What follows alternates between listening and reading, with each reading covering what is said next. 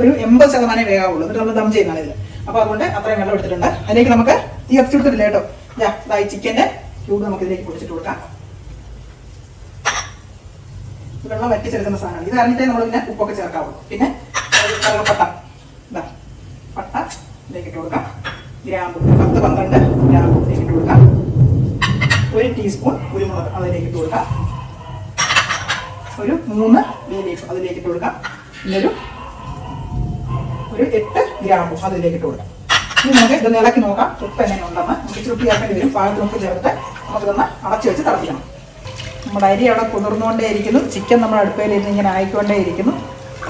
നമുക്ക് ഉപ്പ് ചേർത്ത് കൊടുക്കാം. ഫുൾ വീഡിയോ ലിങ്ക് കമൻറ്റിൽ പിൻ ചെയ്തിട്ടുണ്ട്. എല്ലാവരും വീഡിയോ കണ്ട് ലൈക്ക്, ഷെയർ ആൻഡ് സബ്സ്ക്രൈബ് ചെയ്യണേ.